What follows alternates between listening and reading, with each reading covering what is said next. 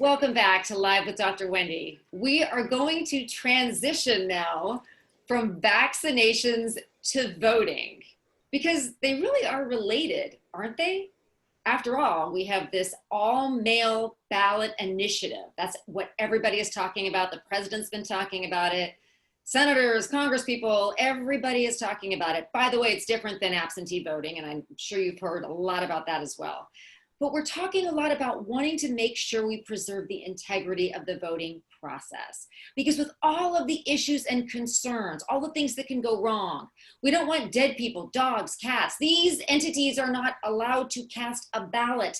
But it's one of the things we worry about when we're just going to mail one to everybody, to every name we can find. So how do we preserve the integrity of the election system?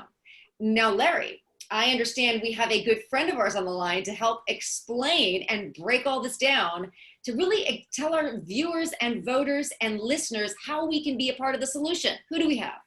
Absolutely. Today, I'd like to introduce a friend and a colleague of mine in the fight to restore our country's Judeo-Christian values and to bring common sense back to our nation, our state. And her name is Dran Reese, quite an amazing person.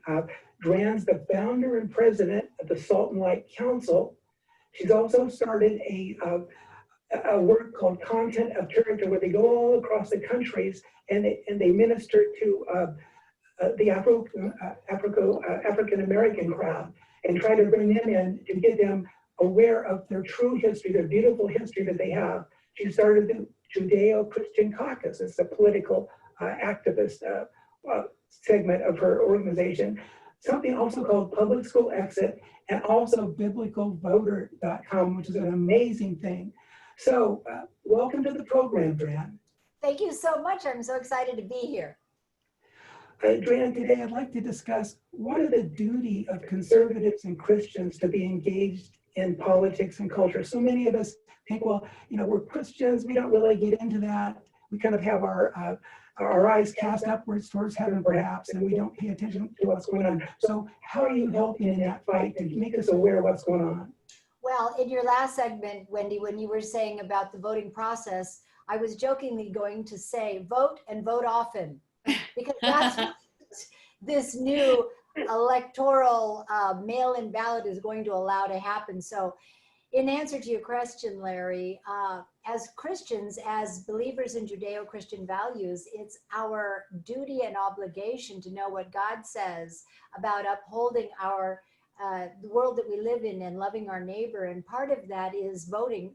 And as a matter of fact, it's essential that Christians get out and vote. They're registered to vote. They vote their Judeo-Christian values, because that's what being a biblical citizen is all about. It's applying what you've learned in the Bible, what you've studied about the life issue, the marriage issue, about the debt crisis. It's all in the Bible. All these issues that we're talking about that we hear politically are all really biblical moral issues.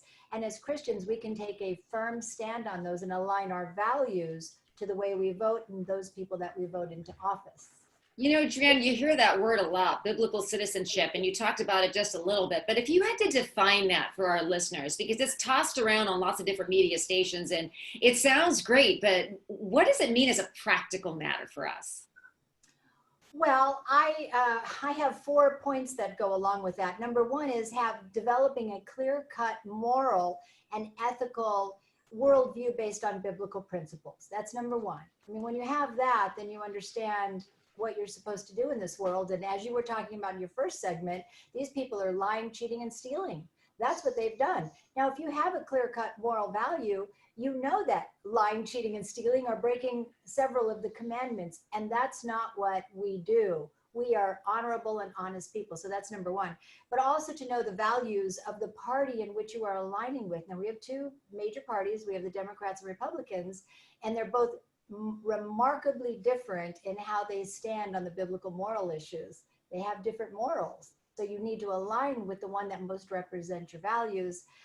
Also, you have to refuse to vote with the parties that promote anything that's Judeo-Christian values. And of course, we see a lot of that here in California, where our legislators have now introduced a bill to inject 8-year-olds in the public schools with puberty blockers. Now, the fellow that introduced that bill, he should be voted out immediately. And parents, doesn't matter what party you are, I'm sure you are confounded that it's even a thought in someone's mind. So it's applying our biblical values to our role in the public sector. That's great. Hey, Dran, I just learned about this today, and it's quite worrisome in a way, this huge push for the all mail-in ballot. Well, there happens to be the Constitution of the United States that if the election is in doubt on January 20, 2021, then according to the Constitution, and according to this, and people might want to jot this down or they can pick it up on our podcast later, then it goes over to Title III U.S. Code Section 19. Guess what? If on January 20th of 2021, they're still counting ballots, guess who becomes president?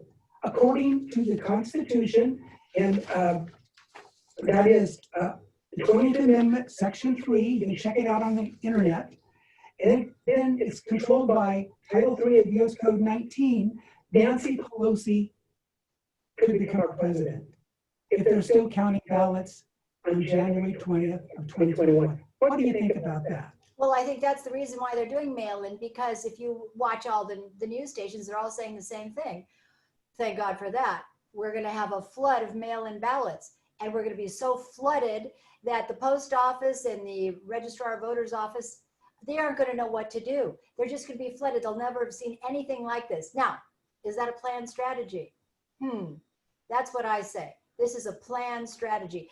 And if all of your listeners, we all know something nefarious has been going on in America. I mean, all of a sudden we have a complete lockdown. All of a sudden we have Antifa on the streets, throwing bricks into buildings, destroying our businesses. All of a sudden, almost all of California is out of business. Churches are non-essentials now. Exactly. Actually, they are the only essential, frankly, business, in my opinion, because they. I agree. Right. Amen to that. Yeah, but here's what's happening. Something is really wrong. And I implore all of your listeners to really investigate what's going on. And I believe we have some resources that will help them with that. If they want to dig deep, go to the 2020panel.com and start watching all those videos. Just watch them from the top to the bottom. And when you get done with that, your head's going to snap a little bit and you're going to say, wait a second, something's not right. Exactly. And that's why we are supposed to be biblical citizens and biblical voters. If we had done our job as Christian citizens and been involved in the governmental mountain, we wouldn't be in the pickle that we're in, where America is almost coming to the very final end of its life. Are you kidding me? And I think that this is God. Actually, I really think this is God giving us a little bit of a discipline here moment to see what it's like to live without our freedoms. Dran, it's interesting you bring all that up on a day like today when we've been watching the news of 2 hurricanes approaching closer than I think they've ever been to our southern coast of our country. We have schools and businesses and churches opening, reopening, closing, opening again. We have so much social unrest. I mean, 2020, everybody's making the joke. It's almost become a verb, don't go all 2020 on me, right? I mean, nobody can believe all the things that have happened this year. Yet I have to say, we still, as Christians, are celebrating our faith. We're going to church as best we can. Maybe it's online, maybe it's in the parking lot. But one of the things that we talk about in connection with voting is how can we make sure that people, anybody of any faith that wants to actually have their voice heard, is able to do that in a fashion where they can reliably cast that vote in a fashion that won't get lost, it won't get diverted, it's safe, they don't have to go to a polling place if they're worried about contracting the virus. How do we do that? And how do we encourage people to make sure that they're not dissuaded from doing everything they can to casting a valid vote? Well, there are so many ways that you can cast that vote. Number one, if they get away with mailing this ballot to you, then you hold that as if it's gold and you deliver it to the polling location that is closest to you, and you make sure that you get it turned in and you watch them put it in the bag for counting. That's right. Right. Or you go to the voter registrar's office. Now, there's another thing that's very unique to California. It's called ballot harvesting or ballot collecting or ballot gathering. I suggest that if there's any churches out there listening, let's do it at your church. Biblicalvoter.com just found a wonderful box, and then we're having labels printed with all the election codes that people who try to tamper with that is going to be printed on it. We're making it super simple for the churches and Christians to be able to cast their ballot at church, and there you can trust that the people that are taking your ballot are good human beings with a heart for God, which you cannot necessarily do if you just hand it over to someone who knocks on your front door and says, hey, can I take your ballot?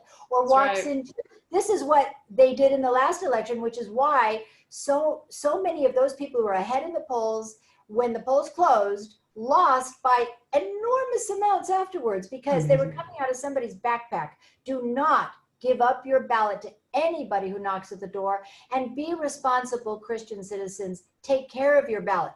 Or you can call me. I'll personally come and pick it up. Me too, I'll do it. Yeah, you know, you two are just rock stars when it comes to all the great advice you can give about how easy it could be to actually cast a ballot. And Dran and Larry, you know, we'll end with this. It is true that both of you might actually go to a polling place because you're responsible citizens that enjoy participating in the political process, and you're not alone. There are many people that, despite the COVID concerns, they're going to wear their N95s and their shields and their masks, and they're going to actually go and vote in person. They're going to do whatever they can to make sure that their vote is actually counted and that they do their part to preserve the integrity of the system. And everybody that can't do that has just heard from the both of you some great examples of how to do it. So we're going to leave it there for this week, but I want to thank you, Dran, for joining us. And we also want to thank our listeners. This has been another great segment. Thank you for joining us and spending a bit of your Saturday night with us. We want to make sure you have a wonderful, safe weekend. We know that there's a lot that you're doing as you're getting ready for school, sending your kids to college, getting the kids ready to go back to high school or grade school or whatever it is. But we hope that you will join us next week. We promise to have more interesting stories for you, always headlines with a silver lining. Have a great week, and God bless you. You've been listening to Live with Dr. Wendy.